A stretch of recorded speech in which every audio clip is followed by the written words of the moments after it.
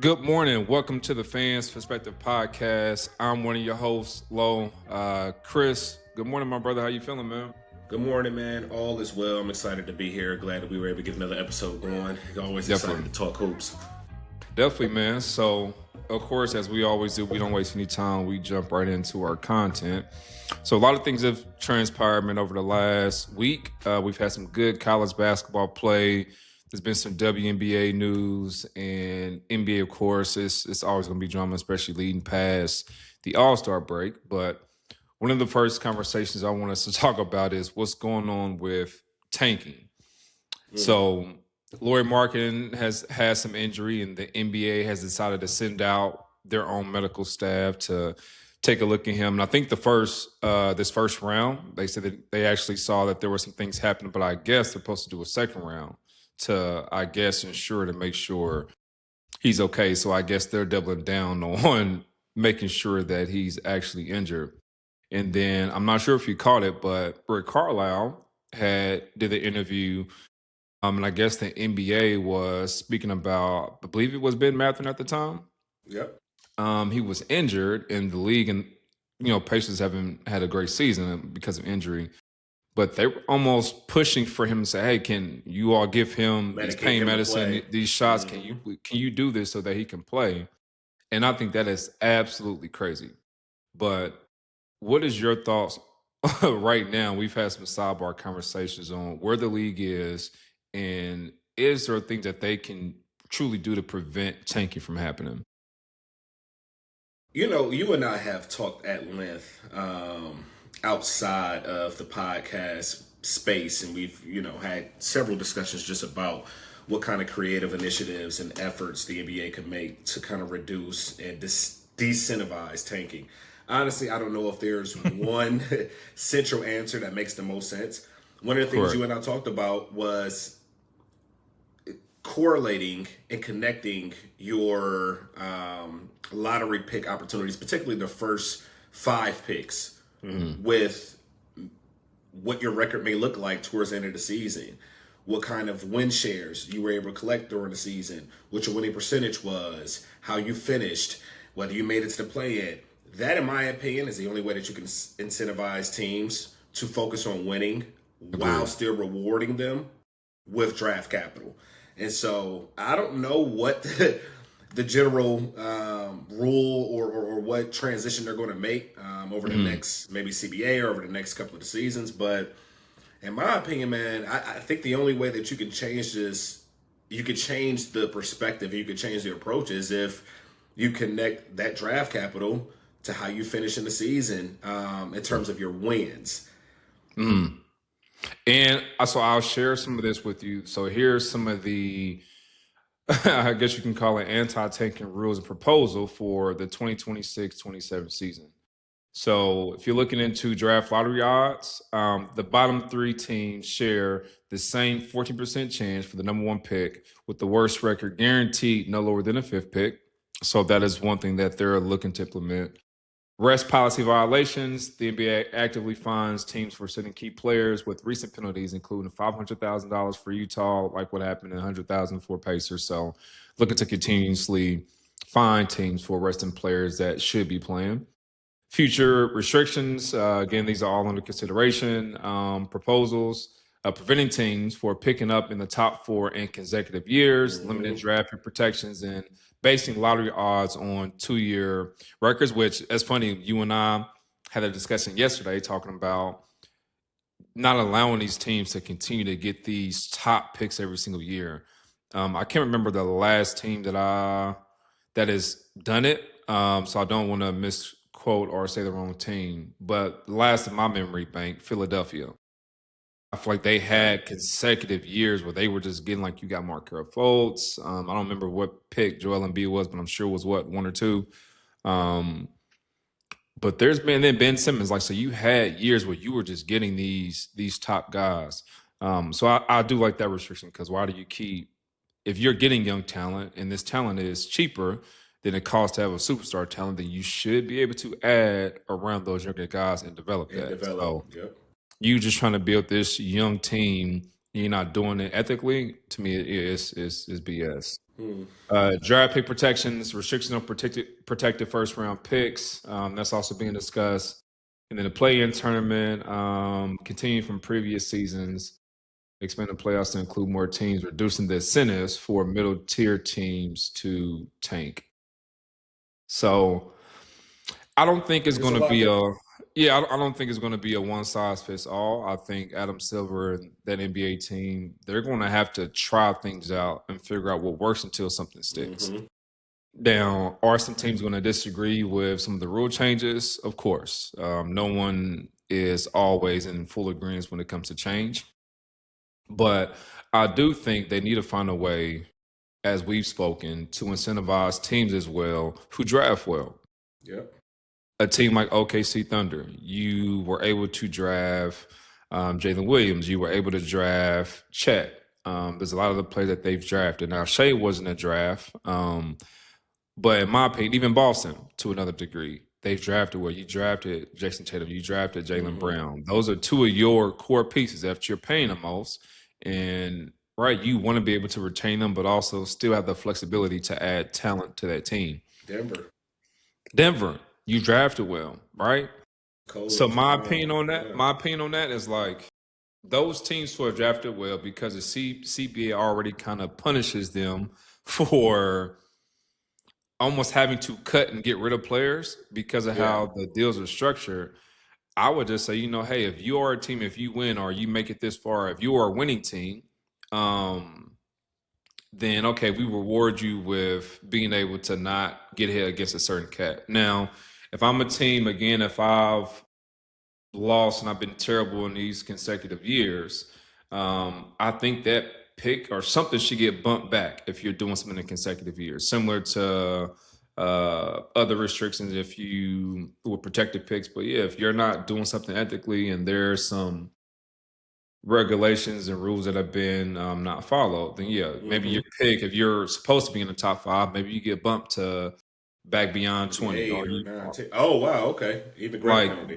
bump you out of that lottery, because now you have to start trying to build a team. Like, how are you purposefully losing? Like Utah Jazz, that was one of the worst things I saw when they were up like 20 points and you just pulled set all their starters and just set everybody. Like that is ridiculous to me. I don't know. I think, well, what you said, I think, is the only resolution that can work. Is you have to reward teams who draft well. You can't keep penalizing teams who reach max and supermax contracts because their guys are developing into max and supermax players. Can't keep penalizing me for doing what I'm supposed to be doing.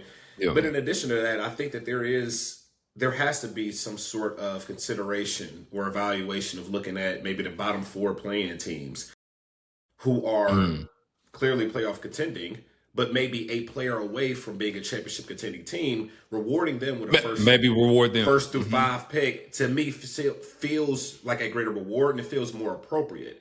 Yep. So that is one of the immediate anti-tanking resolutions that I would immediately kind of explore.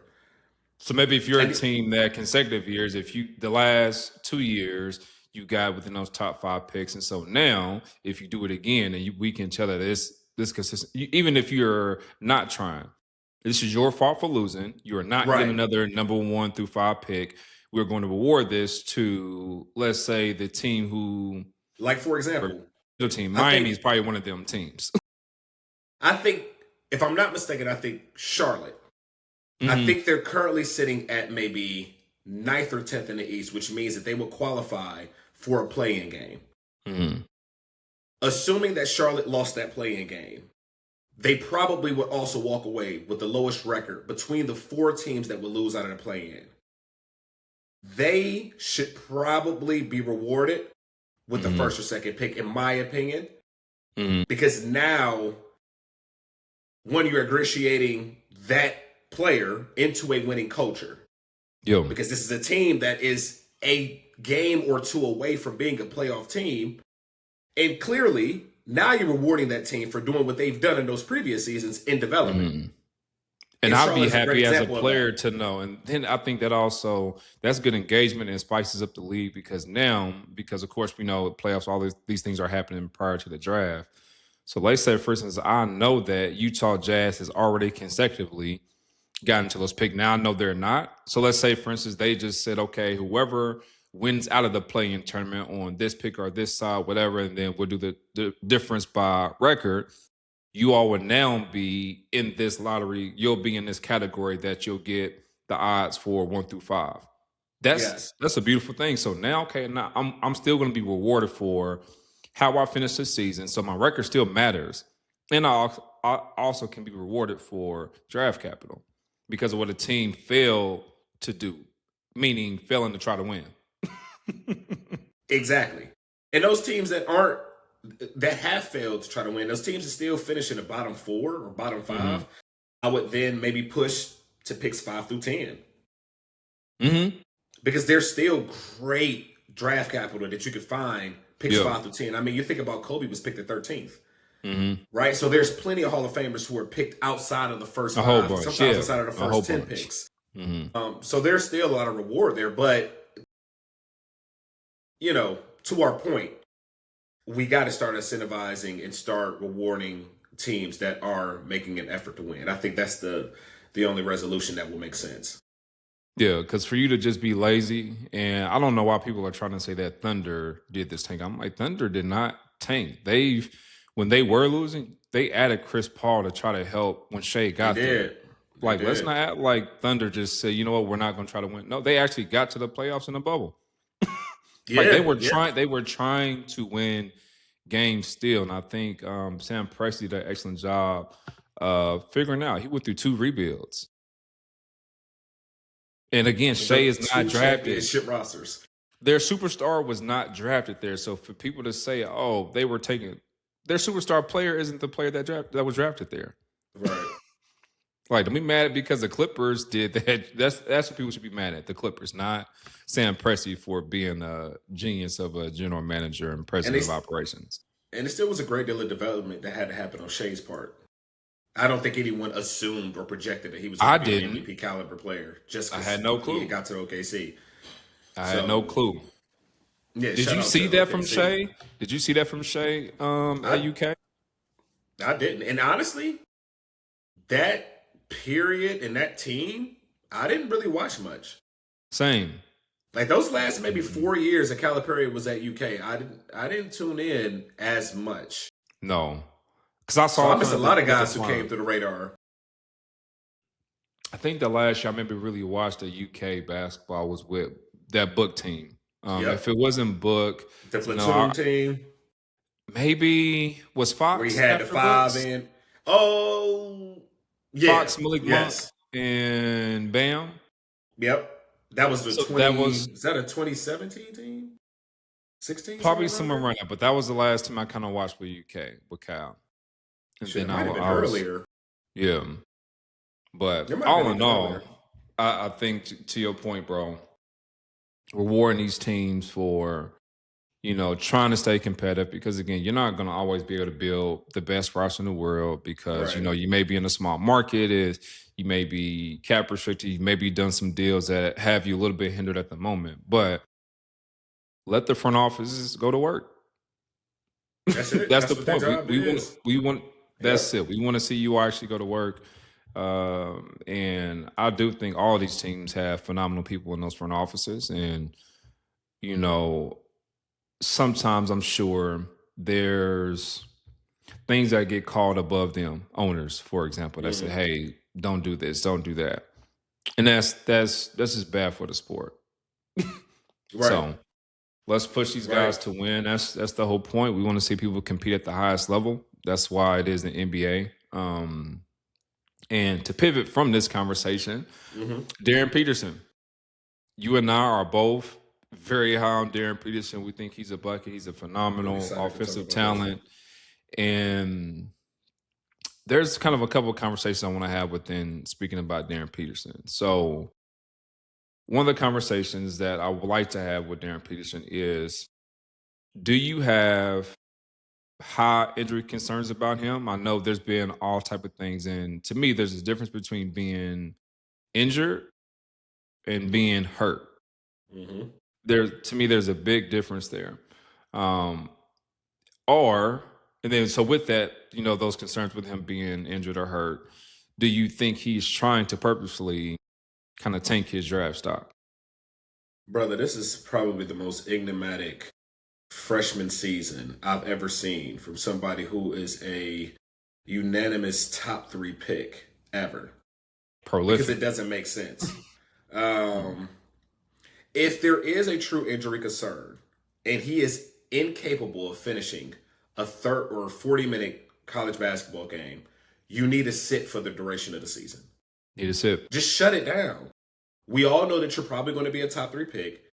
There's no point in you trying to go out there and prove the merit of your toughness when you're incapable of finishing the game. Now all you're doing is creating a greater injury risk. Mm-hmm. So if he truly does have a chronic injury that is preventing him from being able to play the second half of games, I think it's in his best interest to just forfeit the rest of the season, prepare for the NBA draft, utilize his time to rest, recover, maybe find you some, pickups to stay in just so you can stay in shape, find you a trainer, and then prep for June. Yeah.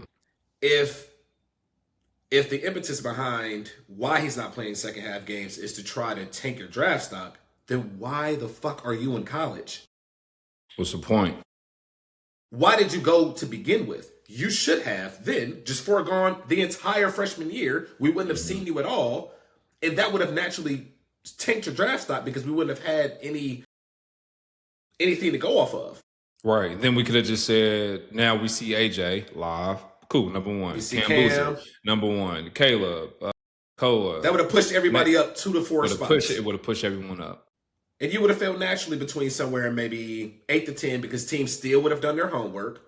They still would have brought you in for workouts. So regardless of, the crux behind why he's not playing second half games, neither circumstance makes a whole lot of sense to me. And so I see that obviously since the media conversation around him not playing is picked up, it seems like he's been making a more concerted effort to be on the floor. Right? But it's like, why do we need to do that? Because now we have to start having personality conversations. And that was something that you brought up, and I would love to hear you explain a little bit more on that comparison between what you're seeing in this NBA comp. So I had a really good conversation with a gentleman on, I believe it's either TikTok or, matter of fact, no, it was on Instagram. And I was reading a post that Darryn Peterson was saying, hey, I'm this anti-social loner. And that's fine. I'm okay with it. I'm not saying that everyone needs to be a vocal person or anything of that nature. There's been plenty of guys in the league who are quiet, who stay to themselves, that are, phenomenal players. My personal opinion, from what I've seen so far, I think he's either going to come from this branch of Kobe or Kawhi Leonard. And I hope when people hear me say this, they take this to a degree with a grain of salt. So I'm not saying that he is going to be Kobe or Kawhi Leonard, but here's what I mean within the context of these two players. One, that we can agree with Kobe and Kawhi, both of them are offensive juggernauts. They're both talent. They're both very talented. From what I've heard with Kawhi, very much a workhorse. We know Kobe's a workhorse in what he does. So there's no questioning his talent. Now, when I am questioning, and again, with the outside looking in, and we can only go off what we're seeing and what we're hearing that's happening with Darryn Peterson. Either he's going to be this anti-social loner like Kobe was, because Kobe wasn't like this guy who just connected with everybody in the league. He did stuff afterwards, but Kobe was very much to himself. But we know he was a killer. He was an assassin. That's just how he approached the game. That's nothing wrong with that. But you never question if Kobe was motivated, if he wanted to play. He played through every nick, injury, through pain, hurt. He played through all of that. Kawhi, I can't say the same thing. We saw what happened and transpired in San Antonio, which I'm not saying all that is on Kawhi's fault. It could have been the organization. But nonetheless, to me, character and personality comes out when you are trying to force yourself to do certain things and you move a certain way about it. Because as great as Kawhi is, and I still think Kawhi is a great player, I would never have taken the risk as a GM to put Kawhi on my team because of all the other things that I got to worry about. Mm-hmm. Are you going to be available? I don't know what he's like in the locker room. I can imagine probably doesn't talk much, but I'm still sure he's a good person to be around, good vet. But is he somebody that I'm like, I need Kawhi to lead my team? My opinion, no. Right. He's not the guy. And Right. again, I'm one person out of a million others who may say, hey, I would pick Kawhi to lead my team. I wouldn't pick Kawhi. But that's my thoughts. I think he's going to come from either one of those sides because regardless, dude's a phenomenal player. Darryn Peterson is.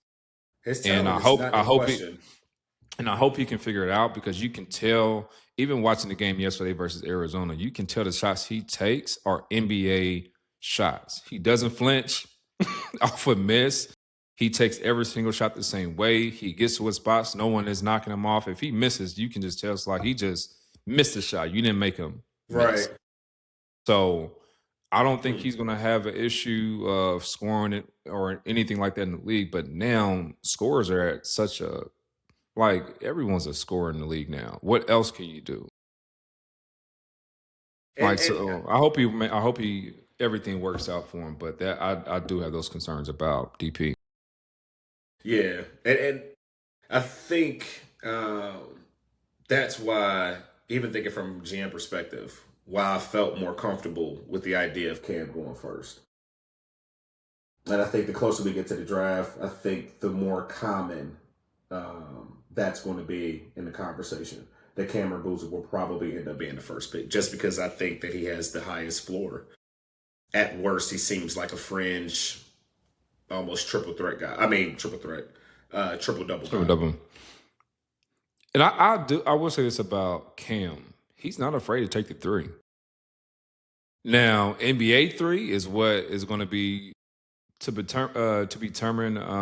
But I'm interested to see how he approaches when the season is over. Same with now. To me, I'm taking AJ. I love what AJ brings. His motor is crazy. He takes pro level shots. I think you can't go wrong with Cam or AJ. I just think it depends on your roster and your fit. And what you see and what you feel like either one of these players can develop into, because you already know they're going to come in ready to play right now. That's the beauty of it. So if you pick Cam or AJ, you're good. Yeah. I think you can look at either one of them and say, you know what, I can one day probably get a championship with one of these guys, which you can live with. Even if either one of them became a bust, no one is going to be mad at you for taking either one of those two guys. No. And again, I don't think the talent is in question with anyone in this draft. No. A lot of the conversation, a lot of the questioning is going to be about what exists in between the ears for these guys. Man. I just think that's just where we are, yeah. Because the more I'm watching college basketball now, bro, getting late into the season, I know they're wrapping up now. It is so many dudes in this class. A lot of talent. It is, and even seniors, juniors, guys who mid-major, dudes. You know, your upperclassmen, mid-major guys who I'm looking like, nah, I'd pick this dude. I'd draft him. I would. With that, so I don't know, man. I think this is going to be a very unique draft class to where we'll see someone go second round that's like averaging 15 points next year. Yes. In the league, where you're like, who is this dude? And I think it's going to be a whole lot of I didn't know this person was, and that's the beauty of it. It's okay. Let's find out about a player. You know, I know there's a lot of top guys, but I love when, you know, especially with Kyle Kuzma. I didn't know much about Kyle Kuzma before he went to the Lakers. And it was good to see him because I went to that summer league. It was good to see him come out, hoop. Everyone was talking about Lonzo. You had B.I. at the time, and then Kyle Kuzma comes in. It's like, this dude can hoop. He's ready to play right now. And he was a contributing factor to that championship team that the Lakers had. Yeah. You know, so I'm super excited about this draft. I hope you feel the same way too, bro. A lot of parity. A lot of parity in this draft. But yeah, Darryn Peterson, I don't know about the injuries because it's been weird all year. It's like, how do you play throughout this game and all of a sudden my ankle hurts or my hamstring hurts or... And it's always conveniently after he's having an incredible first half. That's 18 points, ain't missing a shot. All right, cool. I'm ready to sit down, coach. What? You don't want 50? All right, bro. And that is to me, that All is a right. red flag. As a GM, that is a red flag. It's like, where's the competitive nature in that? Again, to your point earlier, why did you come here? I don't know. To me, it's very hard to believe. I do believe that players should be getting paid. Collegiate athletes. Do I think it should be in these millions? Absolutely not. I think it should come in a different form, but that's another conversation for another day. But do I think Darryn Peterson would ever have a reason to sit out if he hasn't made this money that he's made? I guarantee he'd be out there playing. I agree. If the dynamic was what it was 20 years ago, this wouldn't be a question. Like This wouldn't be a question. it seems like these players are more worried about getting hurt than actually playing. When I'm like, injuries are part of the game. I feel like more players get hurt when you think that type of style. And that's what we were always taught. It's when you're not going 100% is when you get hurt. That's when you get hurt. When you're trying to, like, the way people practice now, I truly believe a lot of players get hurt now because of the lack of intensity in practice. And I've heard players say the same thing. I've talked to guys and I'm like, NBA guys, they don't practice the same way. I know college, they definitely get after it. But in NBA, you're playing 82 game season. Your body should be used to that rigor. Your body should be used to that type of intensity. And I think that's why the bodies break down, because your body just isn't used to that constant go. I don't think it's about all these AAU games. Like, people have been playing AAU. Even back then, those guys played fives a whole lot. A lot of these guys just train now. Concrete. Yes, and these dudes just train now. So you can't tell me that they're just playing more basketball. Like, so to me, it's kind of an excuse. And I think that is another topic to say for another conversation. That might be a great time for us to bring somebody who's in the youth development or the grassroots space on. Because I think there's a lot to explore in that. Yeah, because my AAU ain't new. Right, yeah. That ain't it. It's not new at all. So we can pivot, man. I know we've jumped back into the NBA and, looking forward to seeing a good March Madness and seeing what players, come out after this year. But mid-season right now, NBA season up. We had some really good matchups this past week. I really was happy to see that the Denver Nuggets and Thunder matchup, and I really do hope we get that for Western Conference Finals, even though I'm pushing for the Timberwolves. But that OKC, and that feels like a rivalry to me right now. That matchup does. Very intense. Shea got into it with Joker. Joker got into it with Jalen Williams. Like, that's what you want to see, and it was good high-level basketball. But right now, if you had to pick a team to come out the East or the Western Conference, who would you pick? Well, I'm going to give you 4 because I think there's 2 obvious answers, and then I'll give you the 2 dark horse answers. Okay. So to come out of the East, naturally the Pistons. Okay. They look inevitable. I don't know if there's a team in the East that can compete with them. Certainly not in the 7-game series. The shooting concerns, I think, are legitimate, and I would love to see how they address that going into the playoffs, because obviously you got to be able to make shots when you start getting late in those games, and late game execution is imperative to winning, especially when you start getting past game 4, 5, 6. So that would be my only reservation about the Pistons making it out. But I think they're the team most poised to make it out the East. And I feel similarly about the Thunder. Again, I just think they're head and shoulders above everyone else in the West. I think top to bottom, between the depth, between the switchability, the agility that they have as a team, they're just going to be really hard to beat. I'm not mad at that. No. So those would be my obvious picks. Who do you have? So Western Conference, I'm sticking with OKC. I want to pick Denver so bad, but I don't trust that roster no more with the injury, with the health of their roster. I don't trust Aaron Gordon being healthy.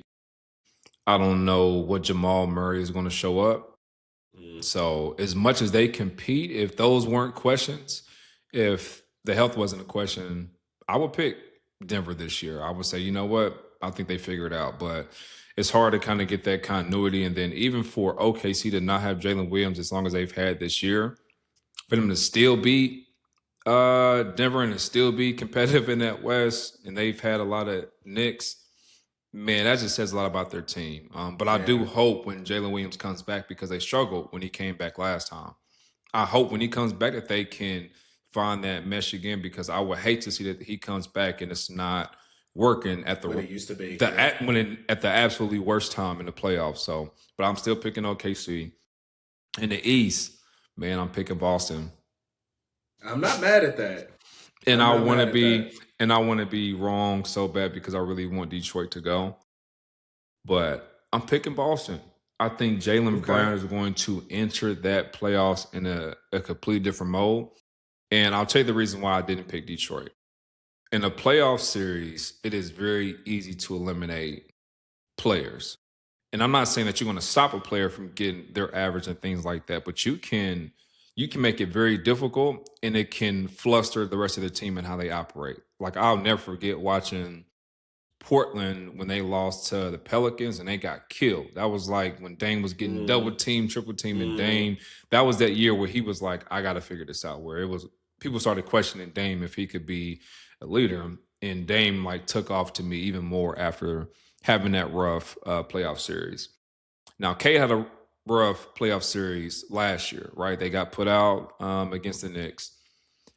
And the challenge I see with the Pistons having this year, again, is once you eliminate Cade and you don't have the shooting still, because, man, that three-point shooting is so bad.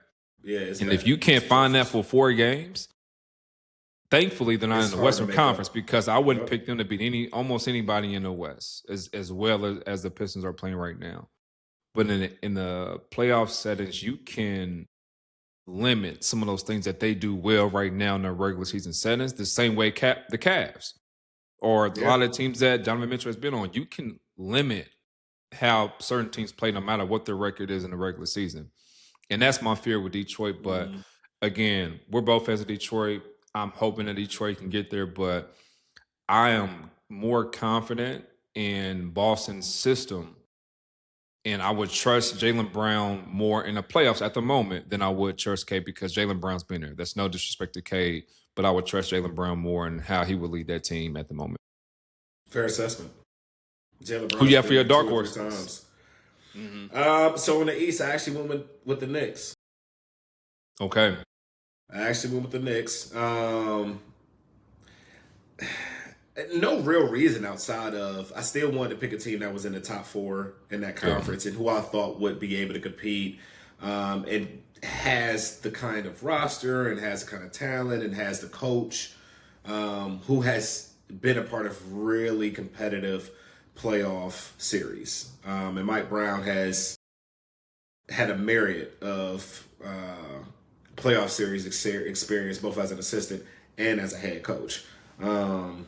So I went with the Knicks, and then on the West with you, the Nuggets. Yeah. For similar reasons. You know, I think the veteran leadership, what Jokic is always able to do in the playoffs, the combination of him and Jamal and the chemistry that they have in the playoffs, and then I guess leaning more on some of those young guys who've developed and who've turned the corner. Peyton Watson, Christian Brown, some of those guys who could step in and play extended minutes during the playoffs. If they could be really effective, then, Denver could potentially be a dark horse team. Okay. No, I'm not mad at those either. Denver, man, they got to stay healthy. But to your point, the Knicks, do you trust the players? Do you trust that because they've been so inconsistent this year. Like, their play, when they're really good, you look at them as a championship team. And when they're really bad, you're like, break this team up. Like, there's no gray area with the Knicks. And that is like that makes me concerned about them. You really trust them? No, I definitely don't think you're wrong. And I think with them, there feels like there's a lack of championship personality amongst those players. Like Jalen Brunson, I wouldn't ever question his willingness to compete. I would be interested in knowing how capable of a leader he is when things aren't going his way. When you're in a game 6 and you're playing against Cade and you got a difficult matchup, are you capable of doing all the other things that can help you all contribute to winning? Is Karl Anthony Towns disciplined enough to not get his 4th and his 5th foul with 4 minutes left, or 6 minutes left in the fourth quarter? Those are the concerns that I have. Is Mikal Bridges, is he going to stay, engaged enough offensively where he's going to knock down shots consistently? And so those would be some of the concerns. But again, they're a dark horse team. I don't necessarily expect them to make it out. Yeah.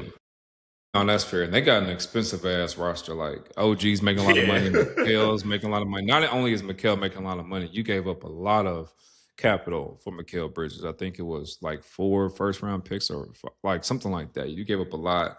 And Cat is just not aggressive in this system with Jalen Brunson. I think having a guard like Jalen Brunson, and it's not just short guards because Steph has made it work, other guards have, but Jalen Brunson is so ball dominant, and he doesn't give you the same tenacity on the defensive end. Like he's not getting a bunch of steals. He's not, playing like a Chris Paul, Drew Holiday, or a Rondo.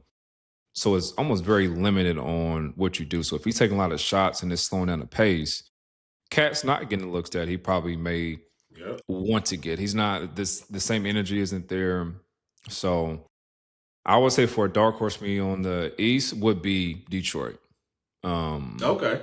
Yeah, so it will kind of be like I don't even want to call them a dark horse because I would expect them to do it. I think they can, but I would say dark horse because I wouldn't want to put that type of pressure on Detroit just because they're number one. I don't think that means that, okay, you have to be because it's different. The Eastern Conference difference and is if not having a playoff experience also to me means something. So, and then the West, dark horse, Spurs.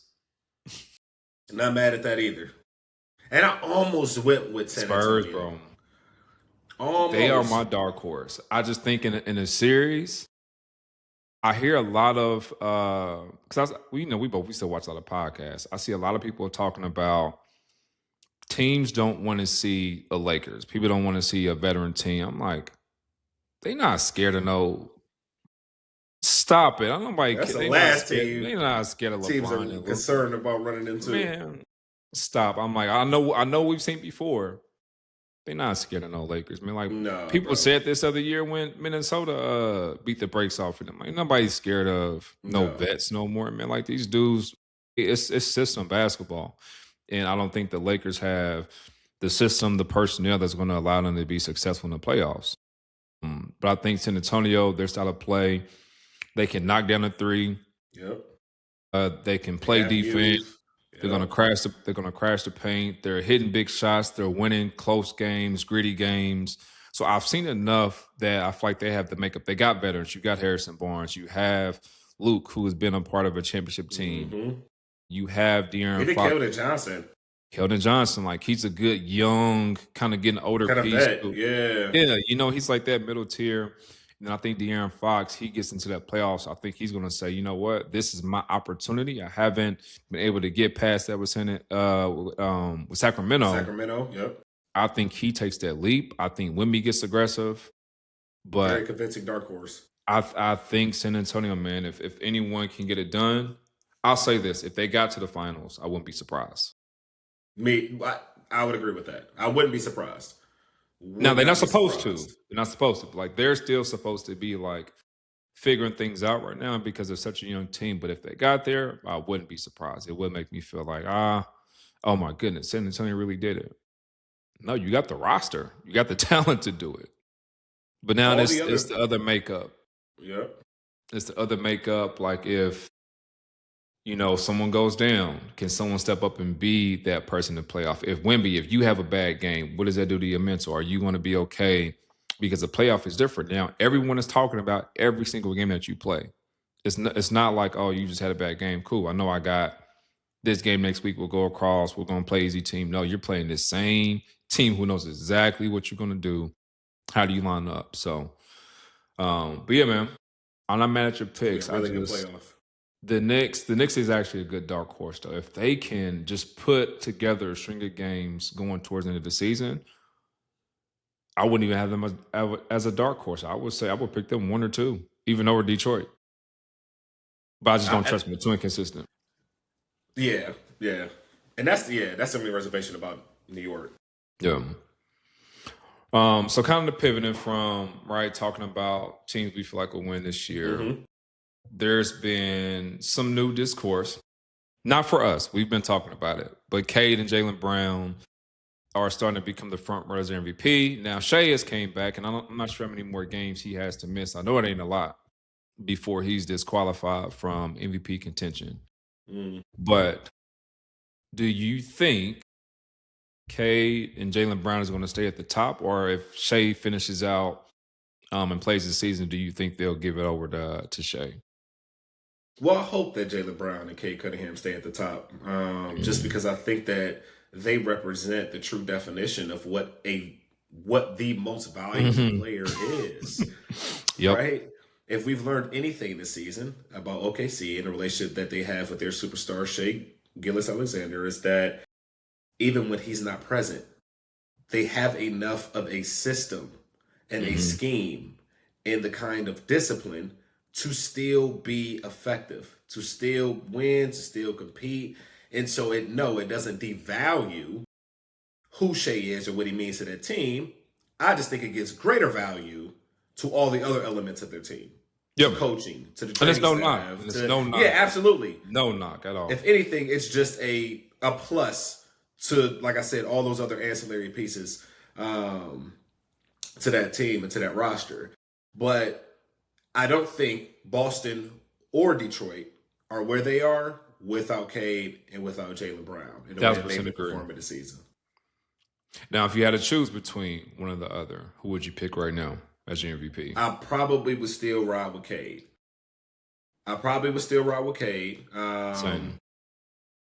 Carrying a team like Detroit to first in the Eastern Conference, and at times, I think that they even reached net ratings where they may have been first in the overall NBA standings. To do that without a consistently reliable secondary scorer, speaks volumes. And Cade has consistently done it on both ends of the floor. He also makes an impact defensively.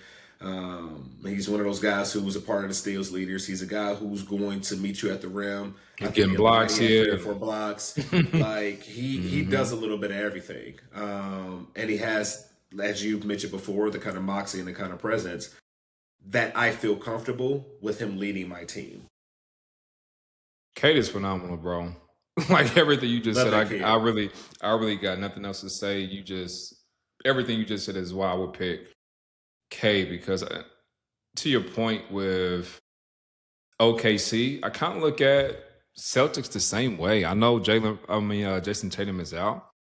That Boston team is still a very good team, and I almost feel like Jaylen Brown is talking to a brick wall where he's like trying to make this point, like, hey, look at me, look what I'm doing without Jason Tatum. I'm like, bro, no one ever said you was sad. Like, people just try to pin you and Jason Tatum against each other because you are both that good. Yes.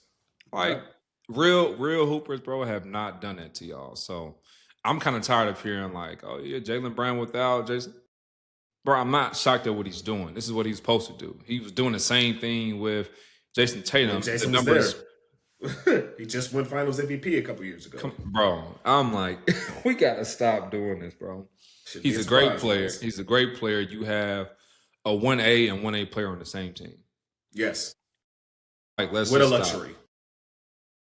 They are both getting paid super maxes for a reason. So why are you all keep trying to pin them against each other and say who's better, who's this, who's that? They're here. Yeah. Like, so let's just stop the conversation. If Jaylen Brown was out, I would expect the same thing from Jason Tatum, and I wouldn't blink. Wouldn't blink at all. Now, he may not get the same praise because they look at him as the superior over Jaylen Brown, because you know how they do, right? If you're supposed to be the better player, then they just knock you again for content. Yep. But no, man, I'm with you. I would still pick Cade, but Jaylen Brown's also having a phenomenal season. He is. He's balling. Quick pivot, bro. WNBA. I want us to talk about this. We both are fans of the W. You have been a part of women's basketball more than I have. You've coached.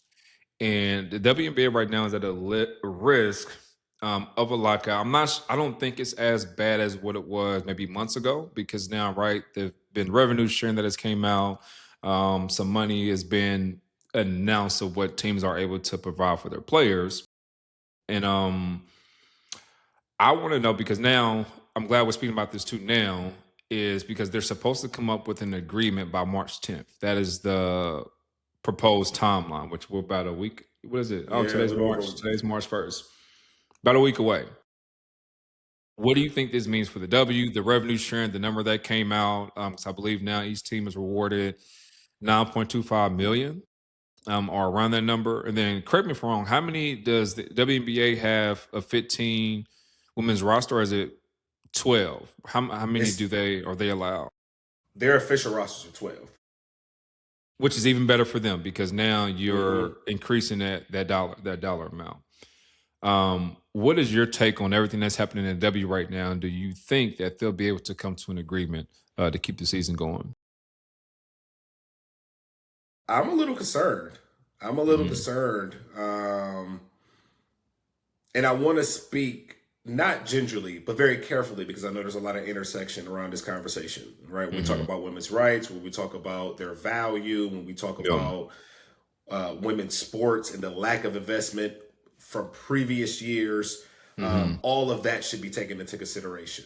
Absolutely. With that being said, this is still a business. Yes. And you and I both know,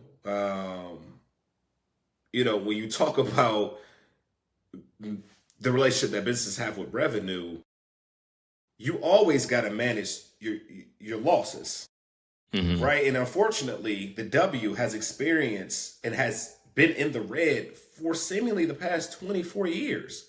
You all just had a revenue driving or generating season over the past maybe year or two. So to turn around and expect, and then the W hasn't released full access to their books, so we also don't know exactly where they sit from a revenue perspective. We just know that you all are making money, but that doesn't justify now 50% split for players now in overall gross revenue from the W just because you're now making money. That's not how that works. You guys are still in the red. If anything, the money that you're currently making is now just paying back what you've owed, in essence. And so I think if they're willing to take a step back from the revenue split demand and they focus more on negotiating some of the benefits of the housing, obviously, salary increasements. And then there are some other ancillary things, just a part of league structure, that I think they need to be focused on. Like, how about trying to develop some sort of developmental league or create a developmental league? So now because one of the issues that happens a lot in the W that doesn't happen in the NBA, at least in the same way, is that very often girls who are lottery picks do not make teams. It is just because they don't have the space, not because they lack the talent. Correct. And that sucks. Seeing a first round pick, that is wild. That's crazy. And so maybe having a greater discussion about what does it look like to be able to extend roster size or expand roster size, right? That needs to be a greater part of the discussion. So I think there are some other areas that the W probably, or the players could be, focusing on outside of the revenue split that would, bring them to an agreement, man. And I wonder, because I was reading about the housing stipend, because I heard a few of them talk about the housing stipend, and I get, like, you want that, because I don't want to now. You don't want somebody to pay you more and say, okay, we're going to pay you more, but also I'm going to take out more money. So, like, why did I even get paid more in the first place? You just basically equaled me out. Like, you just finesse me. So hopefully they can get an agreement with that, because it looks like it says the WNBA proposed to pay for all player housing in 2026, but phase out the benefit by 2028, with exceptions for rookies and minimum salary players. Which I'm like, no, because now, yeah, the veterans are going to be pissed. Like, wait a second. Like, I may be in the latter years of my career and I still may not get X amount of dollars. So I don't want to spend the tail end of this now having to pay all this extra money that I don't want to come out of pocket. I want to be able to enjoy what I'm just now being able to reap the benefits of.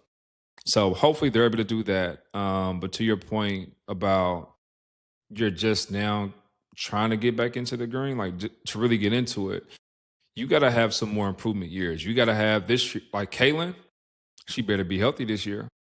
Got to. Got to.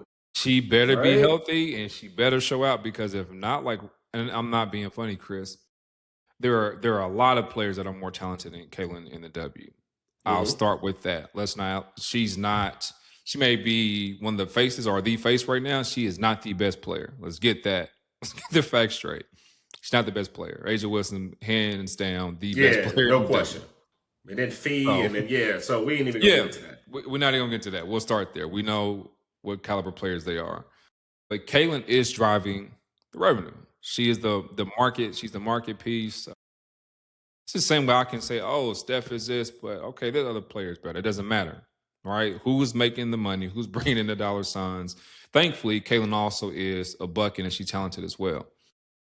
But without having another marketable player, a really, really big marketable player in the league right now, that it is not just marketable from a talent standpoint, but off the court, because with the W, you have to have some type of flair now. And Kaylin just has both, where it's the antics. She does the celebrations.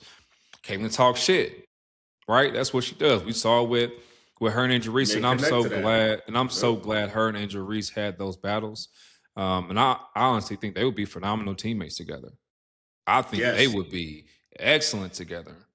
I know people may not want to hear this from me. That would be a dream matchup, though. Bro, I love I love Boston, but I would rather have, because of Caitlin's style, I would rather have Angel Reese than Boston on that favorite team. Because, bro, they would cook. Listen, I'm not gonna lie to you. They would cook. So that would be a dream scenario for the W. And I know people try to put them against each other. But think about that, bro. I'm like, if I'm the W, I'm pushing like, hey, y'all got to trade. I'm Luka. I'm Luka in this thing. No, for real. You talking about Andrew Reese in Indiana and engagement, and then you're bringing, two separate fan bases together too. Right? Because what Angel Reese represents is totally different than what Caitlin represents in the kind of fan base that they drive. So I mean, yeah, that would be huge, bro. Like, if y'all really want to spice it up and you really want to make some money, that's something you need to be thinking about trying to do. Somebody make that call. But no, I really hope the W can figure this out. I will say this: I love what I'm seeing with the Unrivaled League. It's like they continue to just get better. And I think Kaylin, she needs to jump in that. Hopefully, she gets healthy this year, and the next year she jumps in that. I'm sure we'll see, because this will be Juju. This her last year. Not, of course, not this year, but next season. Yeah, that'll be her last season. She'll be in the 27 draft. So she'll be in the 27 draft. So get her in there, because she has a really, really good fan base. Hopefully she dominates her last college season before she gets up out of USC. But I just think that W 2027 draft, we're going to talk about how we're talking about this current draft. Yep. It's some incredible players coming out of that. And that's, I'm like, the league, these players, they need to understand, get what you can right now. And if you can shorten the CBA deal to where, okay, we know what the future's going to look like. It's almost like I love how Darrell Reeves would take 1-2-year contracts. Even LeBron would take this 1-year deal with a player option, this 2-year deal with a player option. Yep. Because I know what is going to happen. I know where this money is going to be. So I'm not going to just take this super long contract and knowing that my price is going to be higher down the line, but I'm already capped at where I'm supposed to be. And now this money is not the same. Excellent point. So I think they'll figure it out. I hope they do. Because I don't want to see and their season is right around the corner. If I'm not mistaken, their training camp starts in April. Yeah. Season starts in May. Yeah. Draft is in April. They're getting close to that last hour, so they got to figure it out. Oh my goodness. I just realized how close that is for them. And even at deadline, it's 9 days away. You might 9 as well days, school bro. today because nobody's doing business on Sunday. No one's, It's a week no. away. Uh-uh. So they got some decisions to make. And there's already been top players who, I think Gumake is already committed to playing overseas this upcoming season. Brianna Stewart's already committed. Yeah, I think she got a crazy bag. In France. Yeah, they getting bags too. I'll be decisions to make. I'm going too. So, yeah, they got 9 days, and we'll follow back up after March 10th to see what happens, and we'll definitely pick back up on this conversation, bro. So, quick change of pace in the conversation. We are not big fans of clickbait material. For those of you all who watch us, we don't do that. And we're not here to just always talk about the same teams.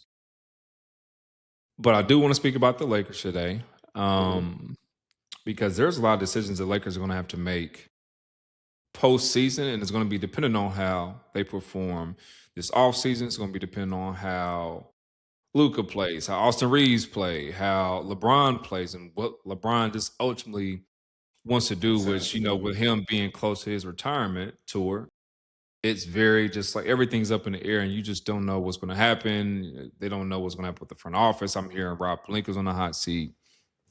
But the main topic that I want to have is I'm starting to see people now criticize Luka. And some of it is it's deserving because he was really never criticized in Dallas. He just didn't get it. I'm not saying Dallas is a small market. But it's not the same as being in LA. I'll just say that. Question I have for you is, or is it not the same as being LeBron's teammate? Or that. Both. Like now you have two spotlights. You're in a Laker uniform. It's number one. It's a story franchise. You're in Los Angeles, big market, and you're LeBron's teammate. One of the arguably top 2 best players of all time. So now we're going to analyze your game more. Kobe was a huge fan of James Harden. I know James Harden talks a lot about, his mentorship, him speaking about body armor, investing in that. But Kobe was also very transparent about James Harden's style of play. And he said, I love James, phenomenal player, but his opinion, right? I don't think his style of play is going to win a championship. Now, granted, Luka has been to NBA Finals. He's been to Western Conference Finals. James Harden has went to Western Conference Finals, I believe, multiple times. Yeah, multiple times, right? OKC, he's done it in Houston, almost knocked out that Warriors team. I still hate that they didn't, shooting and missing all those damn threes. It's so wild to me. But again, style of play. Do you think Luka's style of play will ever be able to get him a championship? When you first asked me this question and I was starting to do some background research, my initial response was no. But when I thought about it some more and I thought about other comparable players to Luka who have had success, I thought about Dirk and I thought about Nikola Jokic. Just in relation to them being high offensive engines that teams were crafted around.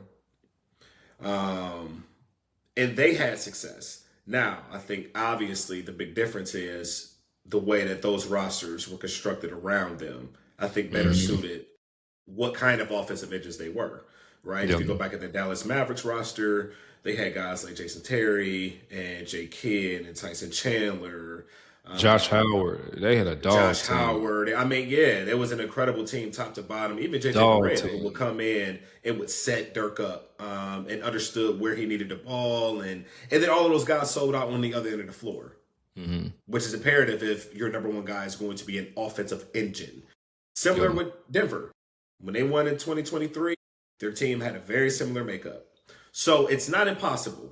I think if in the future the Lakers are able to construct the kind of roster that allows you to have rim protection, that allows you to have a point of attack defender, that allows you to have a couple shooters around Luka, and he has full autonomy to run the team the way he wants, he could potentially win. But at the present moment, with the flow and the way that the NBA is going, and with other superstars around, like some of his other contemporaries and the way that they play, I don't know if he can win right now. I think there's still a greater demand of being a two-way player, especially if you want to beat people like Ant and Shea and Jaylen Brown and Cade, because they are putting in exceptional effort on the defensive end. I don't disagree with nothing you just said. And that had been my argument is in Dallas, he had the roster around him to where you can get there, right? I don't need you to play defense 24/7 now. The problem that happened with you not being combo players that you run into a team where all of their guys are combo players. So now it's a matchup nightmare. Matchup nightmare. Their best player, he's gonna go at you like, oh, look, bad. Ant will guard you. Ant will guard you. Cade will guard you. And 1 through 5, like when they play Boston, you can't hide. You can't hide against them because 1 through 5 is going to go get a bucket against you. Everybody on that Boston team was putting the ball on the floor, including Al Horford. It didn't matter. Okay, so here's another one. Yep. It doesn't matter. You can't get to that point. And my fear with the Lakers and where their roster is now, I don't see how they build a roster that Luka can win with, a championship with, not just win. They'll win games. Because do I want to pay Austin Reeves max, the super max money as my number 2? I don't. Default. But just by default because of what, and they also got to change that. That's another conversation for another day because I think Jalen Duran, which I love Jalen as well, but I think he's going to be eligible for like $250. I ain't paying Jalen $250. Oh. Because a lot of what you do is predicated off of what Cade is able to keep for you. I'm not saying he's not. Now, I don't want to be the person to decrease someone's value. I'm not saying he's not worth that. To me, I wouldn't pay him if I'm a GM and I know what my team needs. My team needs another scorer to help take this pressure off of Cade. So to me, I'd rather have the value being placed on shooters, on scoring, and I can still find other two-way pieces that is not going to cost me $250. Yes. That's not going to cost me $250. A lot of money to spend on Jalen Duran. And again, you could be, that money can make sense on another team. It may make sense for the Lakers. It may make sense for Lakers because you know what? If Lakers can get him and have Luka, and then you just add other ancillary pieces around that, it may work. But for the Detroit team, I'm absolutely not. I'm not doing it. Y'all can't hit the side of a barn, nigga. Y'all need. I'm not doing it, bro. Jaden McDaniels, for example, people question the Jaden McDaniels contract. Jaden McDaniels is shooting over 40% from 3 this year. We saw the increase of Jaden McDaniels, but also what Jaden does from a defensive standpoint too. I'm not getting rid of, like, there's a reason why you didn't see Giannis in a Minnesota uniform is because everyone knows how valuable Jaden ain't going nowhere. He may be a Timberwolf for life as long as Ant is there. Yep. He may not ever be anywhere. He's Ant's Pippen. It's that best case scenario. If I'm Minnesota, that's what I'm trying to project them into becoming. That's it. It's Jordan and Pippen. They have the physical makeup. They have the athleticism. They have the skill set. Jay McDaniels is an underrated offensive player too. His versatility on that end has improved over the past few years in addition to the shooting. Right? So untouchable. Them two to me, untouchable. Yeah. That's your core. If you called me and asked for Ant or Jaden, just not hanging up. You can have DiVincenzo though. And any of these other cats too. Everyone, Julius Randle. Yeah, I love Nas. I would love to keep Nas. I do like Nas too. That you would have to lose because he's the other valuable younger piece. But if Minnesota needs to flip anything, it would have to be any other piece besides Ant and Jaden. But yeah, so kind of back to Luka. His style of play is what he's going to be. I don't see. Even with the weight loss, you and I talked about it. Luka's not about to play defense now. Like, no, it may be optically pleasing for everyone to see that he lost weight. I'm like, man, Luka gonna do that whether he was 400 pounds or 100. He a bucket. Like, if you are a hooper, you just know, bro, offensive players, that's not going to go away.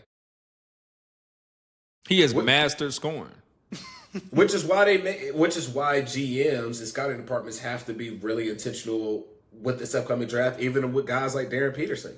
I don't think he's going to get to the league and then all of a sudden he's going to flip this switch and wanting to play 40 plus minutes and compete on both ends of the floor. And no, guys are who they are.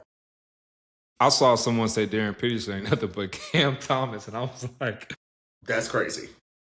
Now that's crazy. I'm not gonna go that far, bro. But that's bro, I gotta chill out. I get it though. I get it. Because when they said it, I was laughing, but I was also like, if all you can do is score, I mean, that's it, bro. You know what's so funny, bro? The older we Cam's get, efficient too. The older we get, the more right our teachers and our parents and our coaches were about how hard it is to make it to the league and to stay there. Cam Thomas is the all-time leading scorer at Oak Hill. In Oak Hill's history. All-time leading scorer. And he can't stay on a team, bro. That's just how, it's nuts, how hard it is, bro. Narratives are played such a part. Like Cam Thomas didn't have he didn't have the certain era that Darryn. So I'm like, I said, you know what? Let me take my brainwashed cap off because what I just see, hear, and know about Darryn Peterson. Let me actually look at this person that said something about, because they was frying him in the comments. I ain't gonna lie, they was frying him in the comments. But I was thinking like, damn, what if DP actually gets here and he's just a bucket? And a high volume bucket. Not like not like a you gotta take a lot of shots. Once in a lifetime scoring efficient bucket. Yeah, I'm talking about like a high volume bucket. He's gonna shoot bad shots, not particularly.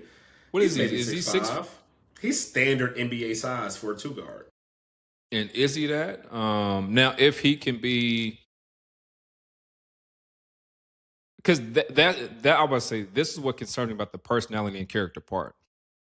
I was a person who, and again, that's why I'm not a scout in this, but this is also why like I'm willing to learn and to hear things about people and players and how you view them in college versus what you think they can be based on potential.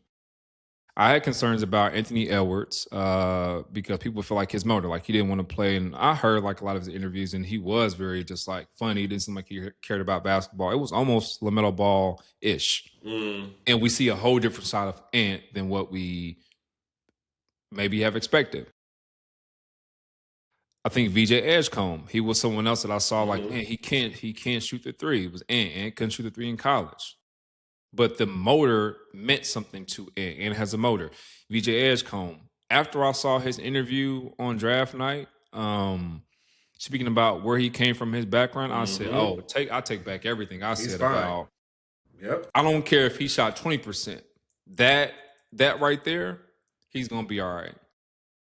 My concern with Darryn Peterson is, bro, what is your motor?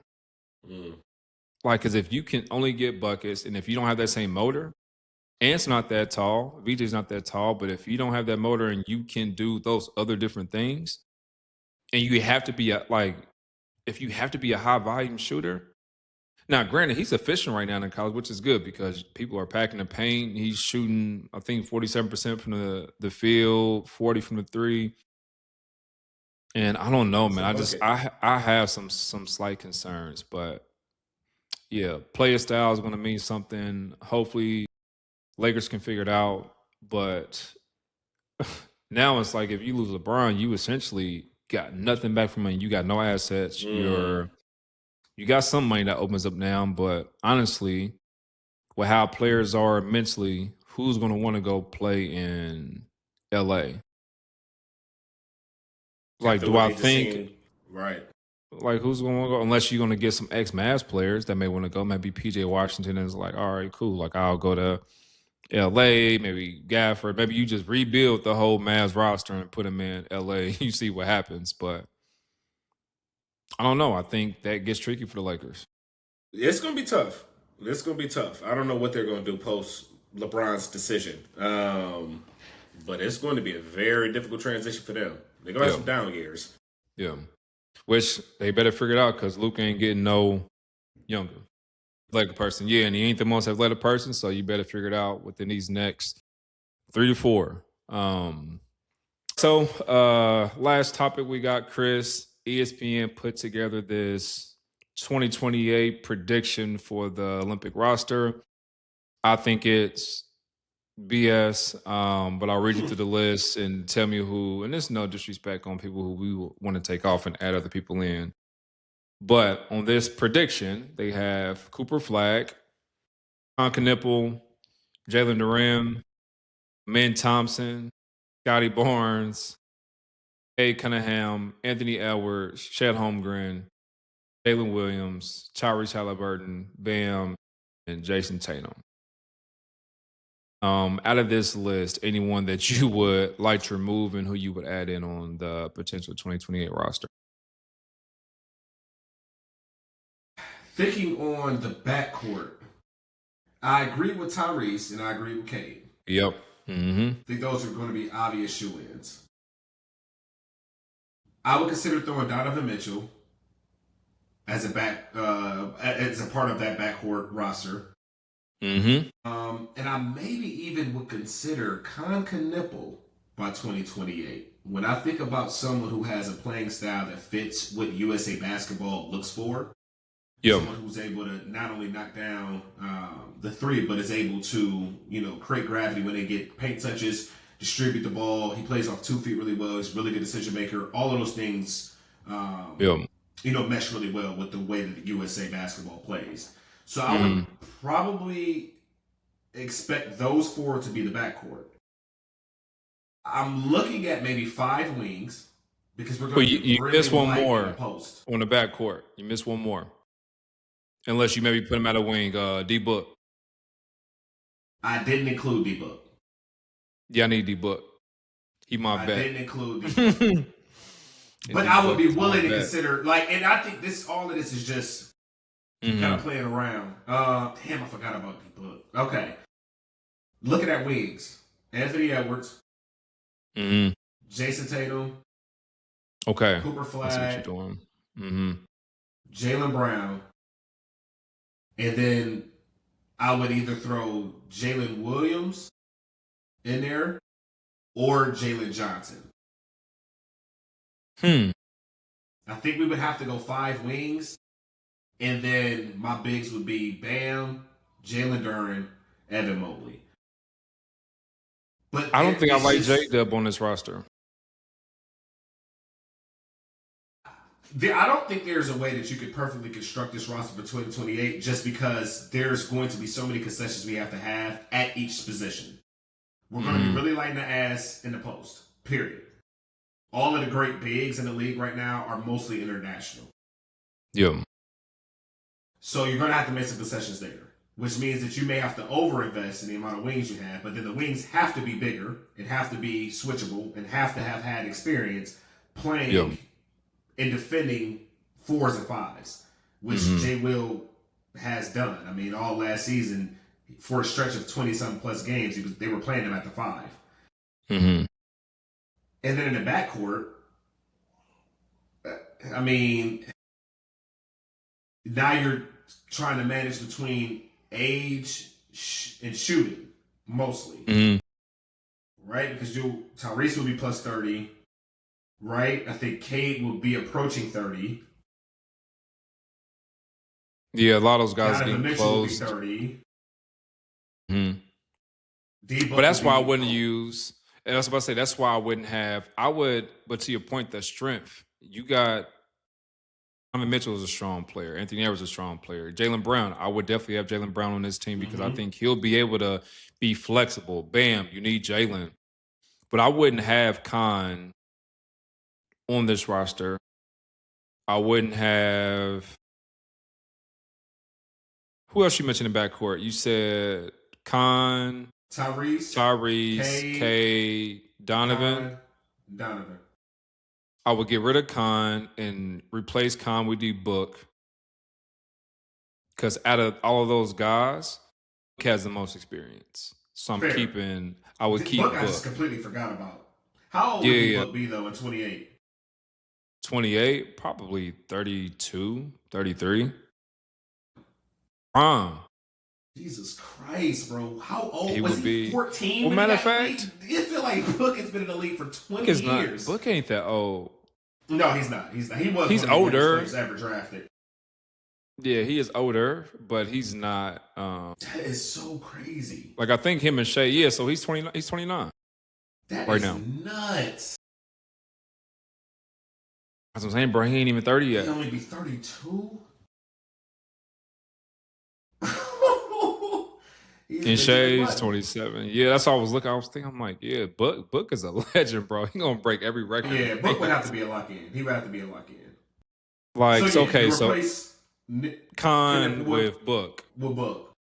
Because that's still good shooting. You got Tyrese that can get up. He's gonna shoot threes, whatever. Donovan Mitchell can catch and shoot. Yeah. Tyrese can catch and shoot off the dribble. And then Cade is gonna be a dog. He's gonna do whatever you need. Right. I would almost still. I know Book. I think Book would still probably rather come off the bench. He would just be like, "Hey, just let me come off the bench and do what I did last summer. Like you can start whoever else, Tyrese, Cade, but let this be my role." I think that's probably what Book would do to keep the continuity. He's an old vet. And then your wings, you said Cooper Flag. I'm cool with Coop because you need someone young that's going to help be there and have that experience. Jaylen Brown.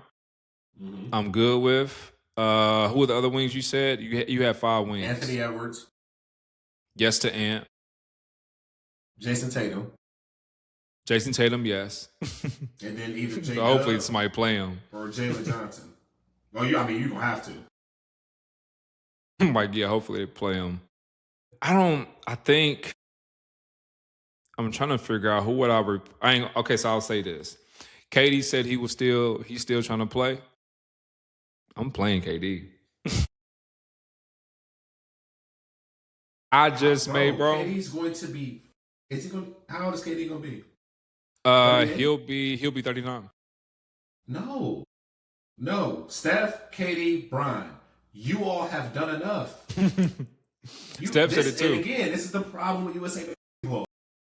This is a greater issue with the grassroots structure. How are we prepping the next generation to represent USA basketball? No. Bro, you are 100% right, bro. We barely disagree. Won this past Olympics if it wasn't for and that is Steph a problem. Making miracle plays. You right, bro. So even if we gotta lose, we gotta prepare. You have to move forward. We gotta move forward. You right, bro. Now is the time. Because then we'll get to 32. And then what are we going to say about AJ and Cameron Boozer and Darryn Peterson and Darius Acuff? And because the expectation is by then they'll be in year 6. I was going to say, matter of fact, would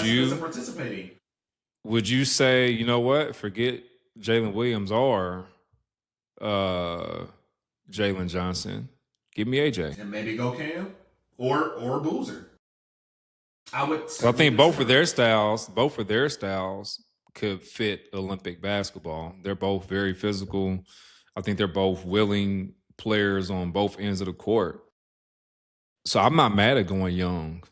We need a big, man, that comes from the U.S. We need a big, bro. Oh, my goodness. There's no big. I think 32, I think. And Bam ain't no big. He really a wing for real. 6'9". 6'9". I'm probably barely that. Right? And then Evan Mobley, who's going to be really thin. He'll be versatile. He ain't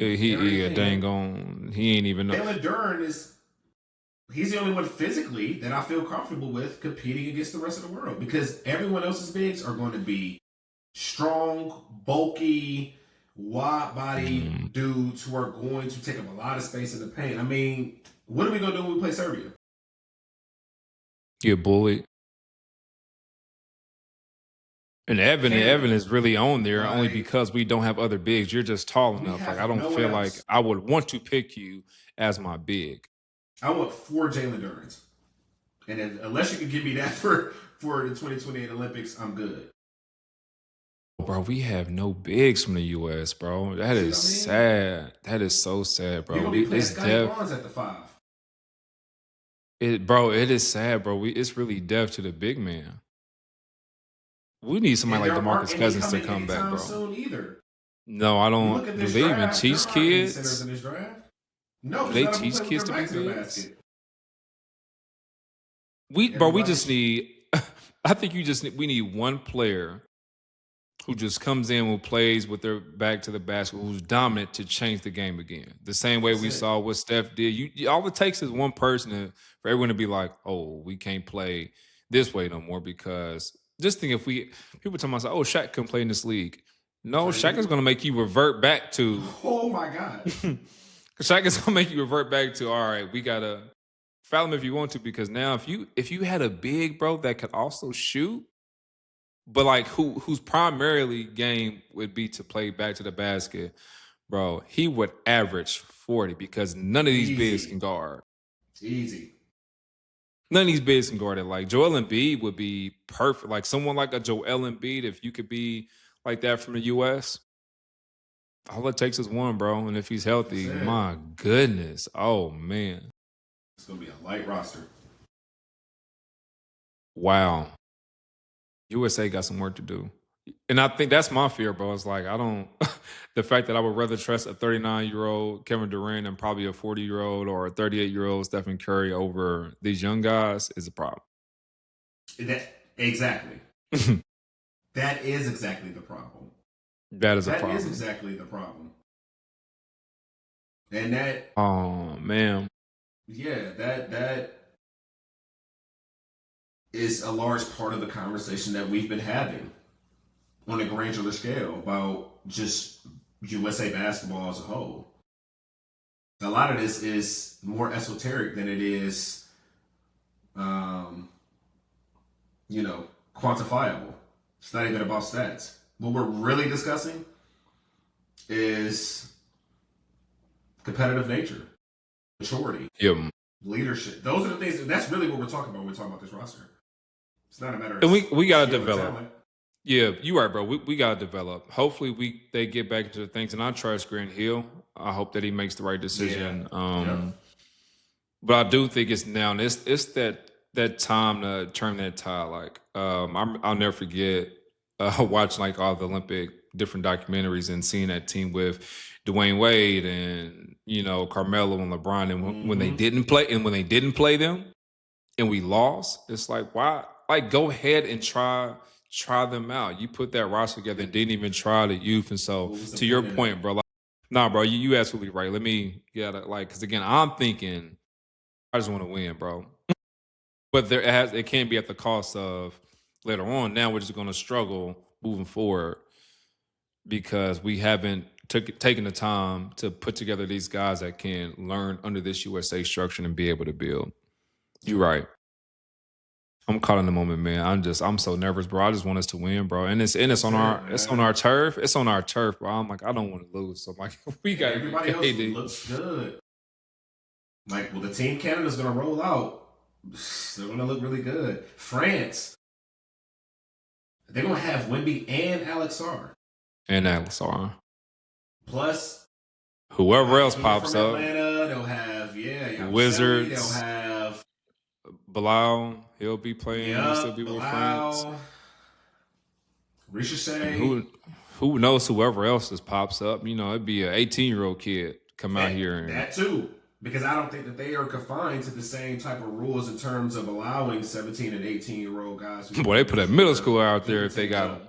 Yeah, like, shoot, Ricky Rubio played against the U.S. when he was 16 in the Olympics. So, but it's just going to be definitely our most compelling Olympic journey for sure. LA 2028, man. We looking forward to seeing it. It's going to be a big one. But to our Fans Perspective podcast family, we appreciate you all for tuning in today. And again, continue to like, comment, subscribe. We got a special guest that we'll have on here soon. So this will be our second guest coming up. Chris, shout out to you, man, for hooking that up for us. So very excited and looking forward to, especially with us talking about USA basketball with the guest that we have coming up. But no, man, we got a special episode coming up.